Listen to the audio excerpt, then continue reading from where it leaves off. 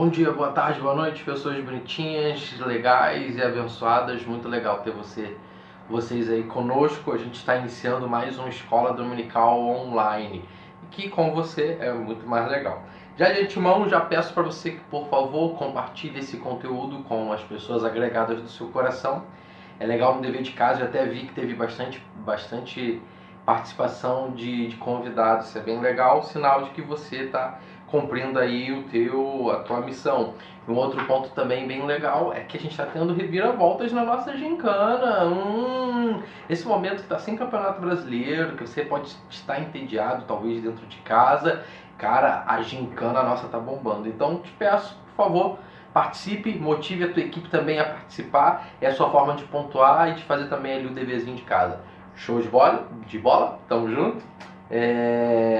Hoje disse a nossa nona lição, só que a gente vai, se você tem acompanhado a gente pela revista, a gente vai dar um pulo, a gente vai lá pro finalzinho, para a lição de número 22, e eu quero te convidar a prestar bastante atenção, que é um tema super relevante para a nossa igreja. Não somente no aspecto espiritual, como também no aspecto social. E o nosso tema de hoje é superar o racismo. Compromisso missionário. Se você é engajado na missão do Senhor Jesus Cristo, um discípulo e uma discípula do Senhor, então com certeza é de suma importância você compreender e auxiliar na promoção social, né? A promoção de justiça para aqueles que são marginalizados e oprimidos. Falando aí rapidinho sobre a nossa proposta de aula, né? A gente hoje, aí, fiquem despreocupados, vocês não verão só esse rostinho bonitinho, teremos o auxílio desses professores aqui, né? Você conhece algum desses? Legal, né? Então, a gente vai avançar em três partes, em três momentos diferentes. Primeiro, a gente tem uma abordagem bíblica, a gente vai fazer um contexto bíblico aí. A gente tem um tema bem interessante que é sobre preconceito e discriminação, e uma palavra pastoral sobre como a igreja deve se posicionar mediante a um tema que infelizmente ainda é atual, o racismo. Beleza? Falando sobre racismo, tem uma introdução aqui bem interessante, né? Que fala que o racismo ele é a realidade da nossa sociedade, por mais que a gente veja, acho que até poucas vezes, algumas matérias na televisão, notícias, né, na televisão, o racismo é um problema do dia a dia. E nós que queremos honrar o Senhor Jesus Cristo com a nossa vida e testemunho, se faz necessário refletir e propor e ser, né, a diferença mediante a esse caos que a gente vive. Ou seja, nos locais onde a gente transita, por onde a gente vai, por onde a gente está, devemos ser um propagador do reino de Deus e promover a justiça para que não aconteça essas situações de racismo. Muito mais do que falar é agir. Então, vamos avançar. Já peço a você que abra sua Bíblia, por favor, no texto base nosso, que é Atos 10, a gente vai ler do 17 ao 28, para a nossa professora Eliane. Vamos lá para a leitura bíblica. Atos 10, do 17 ao 28.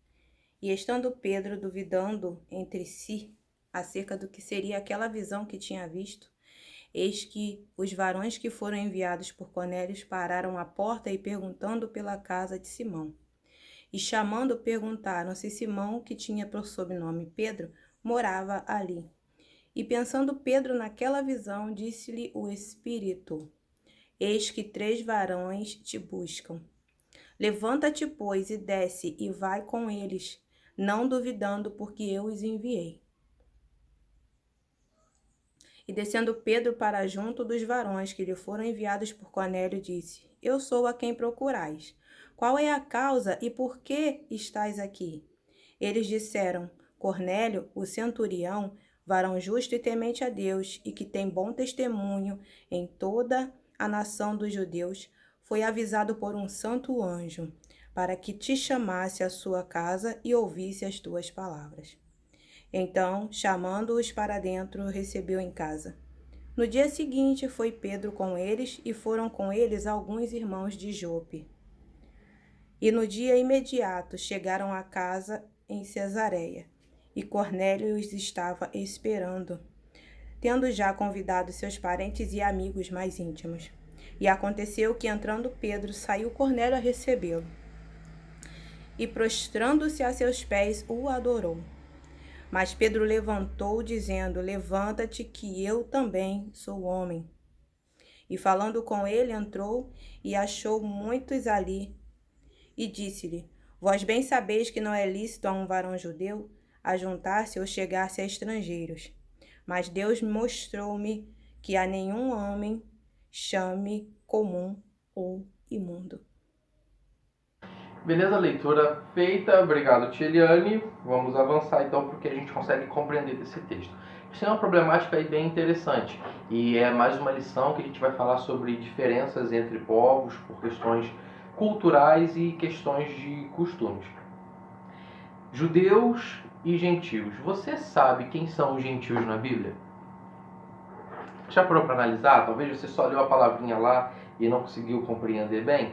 Gentil, deixa eu logo te dizer, não é gentil com L no final, não é gentil de gentileza, é gentil de povos, de nações. Para a gente ter um entendimento interessante sobre o que é o gentil na Bíblia, a gente pode compreender o seguinte princípio. Gentios são todos aqueles que não observam as leis judaicas, ou seja, eles não são circuncidados, eles não se sentem obrigados por uma questão de lei a participarem dessa observância de guardar dias, da questão da alimentação, toda a questão do proceder cultural ou religioso ou só uma questão de costumes. Então, o gentil, o povo gentil é um povo que está ali desde o Antigo Testamento até no Novo Testamento, sendo citado na Bíblia. Em alguns contextos falando sobre um povo, referindo-se aos gentios como pagãos, outros simplesmente como um povo que não observava a questão dos costumes judaicos. O judeu, por sua vez, era um povo que era bem fechado na sua questão de tradição, de costumes, e algo que eles valorizavam muito era a interpretação do que era certo e errado através do que é puro e do que é impuro. Talvez uma justificativa do porquê os judeus não tinham tanto contato com outros povos, principalmente os gentios. Eles se relacionavam com os gentios, sim, mas um relacionamento bem superficial, talvez um relacionamento baseado em questões comerciais, não muito numa questão de proximidade. Porque se eles entendiam que os gentios eles não eram puros, estar perto deles era se contaminar. Entendeu? Então há essa dificuldade em relação a esse contato deles, essa relação interpessoal. Um ponto a se observar é que dentro disso são criadas várias leis, né, várias regrinhas para que fossem obedecidas por parte dos judeus, como por exemplo a questão da alimentação, né? Eles não entravam na casa de um gentil porque eles não compactuavam com os costumes. A gente tem até naquela aula sobre o endemoniado, o liberto, né? Não endemoniado, o liberto de Gerasa, né? Ou de Cursi, ou de Gadara, que a gente tem um ponto interessante que ali naquele local, naquela localidade, era comum que eles criassem porcos. A gente já tem o entendimento que quem estava ali não era um povo judeu, mas sim um povo gentil, porque o porco era considerado na visão judaica ali um animal impuro. Sendo um animal impuro, eles não iam nem criar, nem comercializar, tampouco comer. Então você tem ali essa série de restrições. Não era comum, nem era bem visto esse contato, por causa dessa questão da impureza. Estar junto de um gentil, ter um relacionamento amplo com um gentil era se contaminar com o mundo, nessa visão, nessa forma de entendimento deles. Então, estar na casa, o gentil também estar no templo não era algo muito comum, porque ele era restrito ali àqueles que seguiam as tradições judaicas. O povo gentil não observava essas leis, então eles acabavam só se relacionando muito, a maioria das vezes, mais por uma questão comercial. Em outras situações era bem improvável e não era recomendado. Só que nesse contexto bíblico a gente tem uma análise bem interessante, né? A gente tem um homem que é gentil, mas que passa por um momento em que ele encontra a Deus e ele quer aperfeiçoar esse relacionamento dele com Deus, ele quer se aprofundar com isso, e ele, no momento em oração, através de uma visão com um anjo, o anjo diz que ouviu as orações dele, que o Senhor iria providenciar algo para que ele aprofundasse esse relacionamento. E esse algo para aprofundar o relacionamento era trazer Pedro para poder estar ali pregando e instruindo ele, falando sobre as grandes coisas que o Senhor fez. E aí é um ponto bem interessante, a gente está falando sobre um Pedro completamente ligado nas suas raízes, completamente ligado às suas tradições. E a gente vê essa primeira recusa de Pedro, se a gente pode colocar, né? A forma com que ele recebe a visão, que é até um confronto para ele, que ele, acho que, se eu não me engano, no horário próximo ao almoço, ele ainda estava em jejum, foi, se eu não me engano, orar, e ele vê que tem aquela visão do lençol com os animais impuros, e a voz instando ele a poder comer aqueles animais, e ele não comia porque aquilo ali era fora do seu contexto cultural, era fora do seu contexto religioso, aquilo ali seria uma desobediência. Ou seja, a gente tem Pedro completamente enraizado na cultura judaica e tendo uma dificuldade em compreender até uma visão. Até um ponto interessante é que ele acaba negando comer esses alimentos na visão por 3 vezes. Aí é algo bem incomum. Pedro negar 3 vezes, aí só um detalhezinho legal. Num outro momento, há uma outra visão onde Deus fala que viriam pessoas até o encontro dele, para que ele não questionasse, simplesmente obedecesse e ficasse tranquilo que o Senhor estava à frente de toda aquela situação. Então, nesse segundo momento, a gente já começa a entender que há uma reflexão mais profunda de Pedro em relação a todo esse contexto. Aquela visão só servia para poder preparar Pedro para o que estava acontecendo. Quando chegam esses gentios à casa de Pedro, Pedro não questiona, não era para poder questionar. Ele recebe e hospeda esses gentios na sua casa, e depois eles vão de encontro a Cornélio. E um ponto assim, bem interessante, a gente lê até de uma forma rápida, a gente aprofundar nesse contexto, a gente vai ver que não foi fácil para Pedro, por mais que seja uma passagem ali rápida, mas digerir essa situação. Muitas das vezes nós estamos dentro de culturas, dentro de conceitos que abrir mão deles é muito doloroso, entendeu? E Pedro, ele precisa fazer isso para ele honrar a Cristo na sua plenitude da sua vida.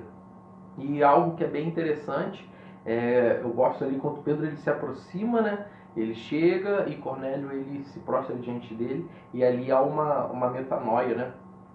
E ele se considera igual a Cornélio, pede para que ele se levante.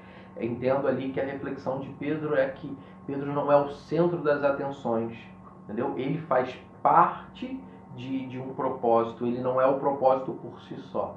Então, nessa reação dele em pedir para a pessoa poder se levantar, dizer que eles são iguais, esse entendimento, a mudança de mentalidade de Pedro, de entender que não existe uma raça inferior. Porque no contexto judaico era fácil eles observarem a questão dos gentios fora desse contexto das observâncias das leis e considerar todos eles como inferiores, como não dignos, como uma raça que seria que era talvez até amaldiçoada ou que seria penalizada porque não estava junto. Eles eram os impuros de toda a situação. Então Pedro ele luta contra essa situação, ministrado pelo Espírito Santo de Deus. Ele vence toda essa situação, onde ele abandona conceitos que não iriam agregar no campo missionário, entendeu? Então ele abandona tudo aquilo que o Senhor pede para que ele abandonasse, para que ele, de uma forma sincera, ele consiga alcançar corações sedentos da presença de Deus. E então a gente vê aí nesse momento, né, nessa leitura bíblica e nessa compreensão do contexto, que não existem pessoas melhores que as outras por causa de características físicas ou por causa de gostos ou costumes. O Senhor olha todas as pessoas de igual forma, e o amor de Deus é extensível a toda a sua criação. Não tem como a gente delimitar ali, não, porque Deus ele não vai amar aquele, porque aquele ali Deus não vai amar, não. Então, quando a gente fala sobre racismo, a gente começa a ter a visão de que o racismo ele é incompatível com o Evangelho, ele é incompatível com Deus. Então, ou você é racista ou você é cristão. Te sugiro, por favor, seja cristão não sendo racista. Entendeu? Essas atitudes, elas não honram o Senhor Jesus Cristo, muito pelo contrário. Eu vejo o racismo como algo completamente desenhado ali por Satanás para poder desvalorizar a criação de Deus. Então a gente tem nessa leitura Pedro, que passa por uma, de certa forma, uma dificuldade, essa questão dessa mudança de mente. Ele abandona conceitos antigos para ele poder entender que ele não pode olhar para o outro menosprezando ou desvalorizando, porque não existe isso. Segundo a vontade de Deus, segundo a ordenança de Deus, precisamos olhar as pessoas de igual forma a nós e valorizar elas de igual forma a nós. Diante dos nossos olhos, todos nós somos iguais, e diante dos olhos do Senhor, todos nós somos iguais. Então, não existe a raça superior. O Senhor é preocupado com a raça humana, em qual pertence os brancos, os pretos, os amarelos, os indígenas, os ciganos, todos são pertencentes à criação de Deus. Show? Tamo junto? A gente vai avançar mais um momento bem interessante, que é o entendimento sobre preconceito e discriminação. Continua aí, que daqui a pouco a gente tem mais coisas. Oi pessoal, hoje estou aqui para falar um pouquinho sobre preconceito e discriminação, para a gente entender melhor o que é isso, o que a gente pode fazer para melhorar, para mudar a realidade que nós temos hoje. Então, para a gente entender um pouquinho do que é isso, de como que isso começou, a gente precisa entender qual é a ideia que embasa esse pensamento. A ideia que embasa esse pensamento é a ideia de superioridade. E o que é isso? É quando um indivíduo se considera superior a outro, se considera melhor do que o outro. Ao fazer isso, automaticamente ele minimiza, ele subalterna aquele que é diferente dele. Então essa é a ideia que embasa o pensamento preconceituoso, o pensamento discriminatório. Então, esse é um primeiro ponto que a gente precisa entender para a gente entender toda essa questão de preconceito e discriminação. Um segundo ponto muito importante também é a questão de que ninguém nasce preconceituoso. O preconceito é uma construção histórica, o preconceito é uma herança histórica que é reproduzido nos núcleos familiares, que é reproduzido nos núcleos sociais. Então aí a gente já tem dois pontos. O primeiro é de que o preconceito é um pensamento de superioridade. E o segundo é de que ele é uma herança histórica. A partir daí, a gente consegue perceber que o preconceito e a discriminação não é um fenômeno que ocorre só em relações interpessoais. A gente vai ter ao longo da história, infelizmente, inúmeros exemplos de discriminação entre nações inteiras. Então a gente vai ter nos tempos bíblicos a discriminação do povo judeu para com os samaritanos. Os judeus se consideravam melhores do que os samaritanos. A gente vai ter na Alemanha nazista Hitler, que considerava a raça ariana superior aos judeus. A gente vai ter nos Estados Unidos a segregação racial, que considerava os brancos superiores aos negros. Então, esses são só alguns exemplos para que a gente comece a pensar e entender que esse fenômeno não é algo recente, não é algo moderno, é algo já antigo que tem sido reproduzido durante gerações. E aí a gente começa a se perguntar, se isso é algo antigo, quando que isso começou? E aí a gente pode voltar um pouquinho no século XVI, no meado do século XVI até o XVII, que a gente começa a entender quando essas ideologias começam a ganhar força. Se a gente voltar um pouquinho, a gente vai ver que durante esse período a Europa estava num processo de expansão, ou seja, ela estava conhecendo novos povos, ela estava fazendo novas colônias, civilizando novos povos. A partir daí, dessa palavra civilizar, né, a gente já consegue ver que esse pensamento de preconceito e discriminação, ele ganha força nessa ideia de civilizar. Ah, Ellen, mas por quê? Porque embutida nessa ideia de civilizar outros povos está a ideia de superioridade. Uma vez que a gente ignora toda a construção social que aquele povo tinha e considera que a nossa é melhor. Por isso eles precisam ser civilizados para aquilo que a gente considera como certo, como correto. Então a gente vai ver inúmeras nações que foram ali, que tiveram ali os seus índios moldados a um padrão europeu, que tiveram ali os seus nativos moldados a um padrão europeu, porque era um padrão melhor, até na própria partilha da África. Porque a gente vai ver ali que não foi respeitado a cultura, não foi respeitado os costumes, não foi levado em conta as famílias. Eles simplesmente chegaram e estabeleceram um padrão que eles viam como o melhor. Então a gente começa a ver que nesse período essas ideias de preconceito e discriminação começam a ganhar força e essa ideia de superioridade começa a ter mais voz. Então se a gente parar para analisar o lado mais macro da questão, um lado mais social, a gente consegue perceber que até hoje as pessoas pretas são as que menos conseguem acessar o ensino, a saúde, a segurança. E isso mostra como que o preconceito, como que esse pensamento preconceituoso e discriminatório, até hoje ele impacta negativamente nas nossas vidas. No caso brasileiro, em especial, para a gente entender o racismo que a gente vive aqui no Brasil, a gente precisa entender um pouquinho sobre a nossa história. Então, a gente precisa voltar um pouquinho em 1888, quando a gente vai ter a Lei Áurea, que tornou crime a prática escravagista no Brasil. Porém, não houve, junto dessa lei, nenhuma medida que integrasse os pretos na economia do país, que integrasse os pretos nos sistemas de educação, que desse moradias para eles, nem nada. Então a gente está falando de uma população que foi liberta, mas que ainda era dependente.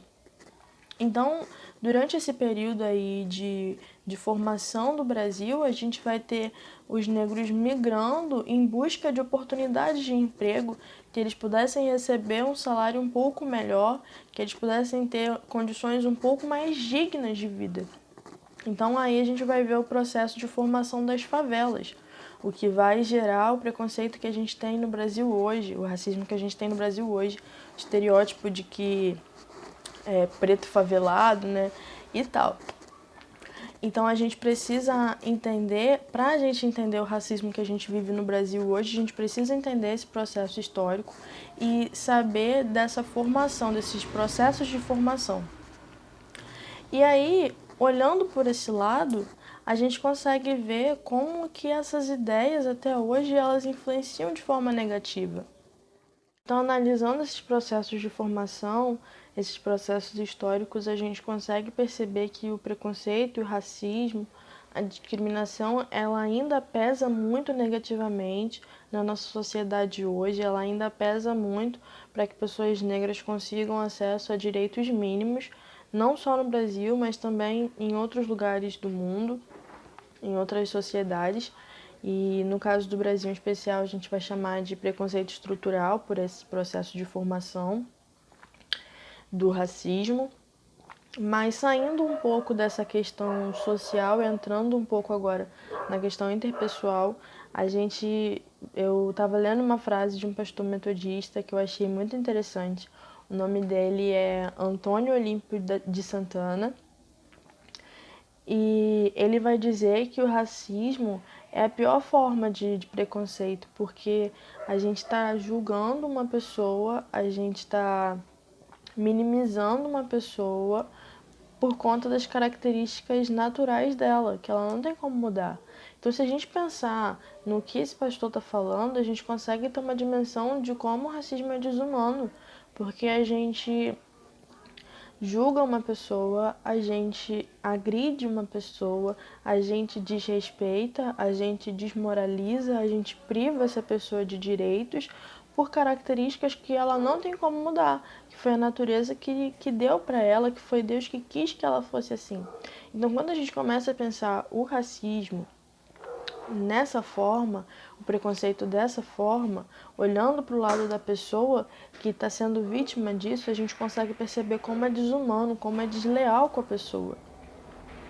E aí a gente consegue ter um pouquinho de noção da nossa responsabilidade de não reproduzir esse tipo de comportamento, de não reproduzir esse tipo de ideologia.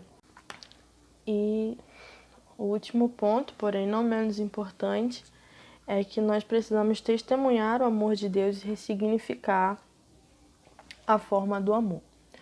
E o que é isso?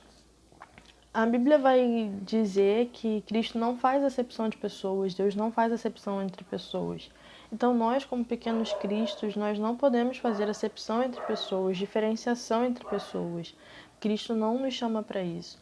Enquanto esteve sobre a terra, Jesus veio para nos ensinar a amar e a valorizar as pessoas. Então nós temos essa missão aqui na terra de amar e valorizar as pessoas. E ressignificar a forma de amor, que significa a nossa responsabilidade quanto cristão de dizer não ao pecado, de dizer não àquilo que não agrada a Deus. Racismo não agrada a Deus, racismo é um pecado. Então nós temos a responsabilidade de ser voz profética e denunciar práticas racistas e denunciar práticas de injustiça. Isso também é uma forma de amor. Então que nós possamos ser encorajados a testemunhar o amor, mas também a nos posicionar como embaixadores do reino de Deus e não permitir que práticas injustas, que pensamentos injustos sejam perpetuados em nosso meio. Beleza, bacana. Muito legal a participação da Ellen aí acrescentando e trazendo essa visão de ressignificar o amor, né? A gente compreender que uma extensão clara disso é se importar com o nosso irmão. Muito mais do que uma questão de slogan, de hashtag, de fotinha no status. Agir contra o racismo é ter uma mentalidade transformada por Deus e ter uma atitude que reflita isso. Eu não posso ficar só nas palavras, nos dizeres, se as minhas atitudes elas não compactuam com aquilo que eu acabo falando. Então, muito mais do que uma camisa ou um slogan, eu preciso ter atitudes que promovam a justiça social e que anulam essa questão de racismo onde quer que eu esteja. Show? Temos uma palavra pastoral agora, esse é um momento bem interessante. Fica ligado aí para a gente poder ouvir o que o nosso pastor tem a dizer. A graça e a paz, meus irmãos e minhas irmãs. Eu sou o pastor Lélio e neste dia nós queremos dar a nossa contribuição para um tema tão importante, queridos, que é a luta contra o racismo. Neste dia, o tema que me foi proposto é como nós podemos combater o racismo.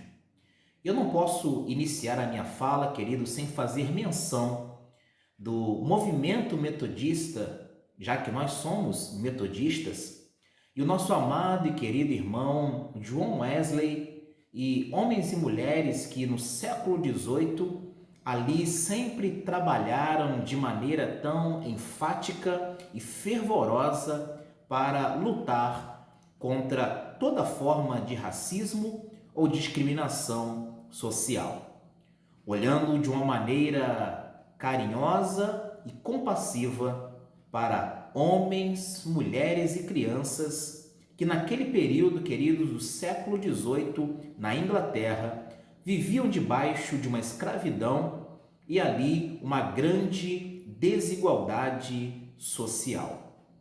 Nós, como bons metodistas e principalmente, queridos, filhos de Deus, devemos lutar e combater toda forma de racismo e qualquer discriminação que acontecer na nossa sociedade. Mediante a isso, queridos, com base nesta pergunta, como nós podemos combater o racismo?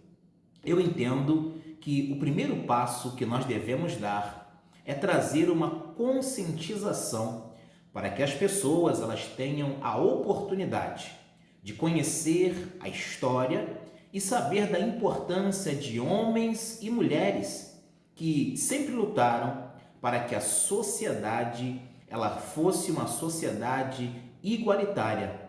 Independente, queridos, se a pessoa ela tem a cor negra, a cor parda, a cor amarela, não importa. São todos filhos de Deus. A conscientização é importante e devemos colaborar para que espaços de reflexão, espaços de debate, como esse agora, da escola dominical, nós possamos falar de assuntos tão importantes como é esse assunto que é o combate contra o racismo. Estamos vendo nesses dias, irmãos, uma movimentação, uma mobilização e pessoas por todo o mundo lutando por uma causa que pessoas pensam que não existe mais. Mas nós observamos que esta luta, que esta causa, ela é nobre e todos nós devemos nos engajar na luta contra o racismo. Esses espaços de debates são importantes para que as pessoas possam conversar, dialogar e propor ações práticas para a luta contra o racismo. E eu entendo que é dessa forma que nós vamos superar essa realidade nos nossos dias. A outra área, queridos irmãos e irmãs, que eu entendo que é de suma importância para lutarmos contra o racismo é quando nós falamos de inclusão social. E quando falamos deste aspecto, é importante nós entendermos que todo ser humano ele tem direito à saúde, segurança, educação, alimentação e moradia. Eu poderia neste momento citar tantas outras coisas, mas no nosso dia a dia, queridos, homens e mulheres não têm acesso a algumas dessas áreas que eu acabei de falar. E como servos e servas de Deus, e como seres humanos, no nosso cotidiano, se nós vermos algumas dessas situações acontecerem, onde estas pessoas estão sendo discriminadas e passando por alguma questão de desigualdade social, devemos ser promotores da paz e da justiça. E devemos sim procurar os meios civis para que estas pessoas tenham seus direitos respeitados. Nós precisamos todos os dias lutar contra toda forma de racismo. E por fim, quando nós olhamos para a palavra de Deus, o nosso Senhor Jesus Cristo, ele vai dizer para nós que devemos amar ao nosso próximo. E amar ao próximo independe da cor do seu cabelo, da cor da sua pele, do idioma que essa pessoa fala, de raça ou até mesmo de religião. São seres humanos, homens e mulheres que foram criados pelo nosso Deus. E nós devemos respeitá-las e amá-las do jeito que elas são. Por isso, queridos, neste dia, vamos lutar contra toda forma de racismo, entendendo que esta também é uma grande missão que Deus colocou nas nossas mãos. Deus te abençoe, um grande abraço. Beleza? Voltando, a gente já está prestes a encerrar. Espero que você tenha conseguido absorver de certa forma bem esse conteúdo e que você, como Igreja Viva do Senhor, faça essa reflexão sobre as nossas atitudes para que possamos honrar o Senhor de uma forma integral. Assim como fez lá Pedro, a gente também tem alguns exemplos. Tem até um exemplo interessante de John Wesley, se eu não me engano, em um período em que a escravidão ela aflorava, ele proibia que os metodistas eles adquirissem homens como escravos. Então, assim, é bem interessante essa reflexão que a gente precisa ter, né? A gente muitas das vezes não compactua, mas a gente não fala nada. E a omissão da nossa voz como igreja permite que desastres eles venham acontecendo dia após dia. Precisamos ser uma igreja viva, firme, que combate o mal e que honra a Deus acima de tudo. Beleza? Está encerrando a aula, só quero deixar mais uns recadinhos paroquiais voltado ao nosso momento de escola dominical. A gente teve ali a sugestão de temas, a gente colocou, vocês sugeriram os temas, a gente fez a votação, vocês votaram nos temas e quem está ganhando até esse exato momento é a escatologia, Apocalipse e o final dos tempos. Mas a gente vai estar já começando a produzir esse conteúdo, talvez no máximo daqui a 3 semanas a gente deve estar com esse material aí. Se for material muito extenso, a gente cria uma sériezinha, senão a gente consegue diluir e... Errou! Então aí a gente consegue dissolver ele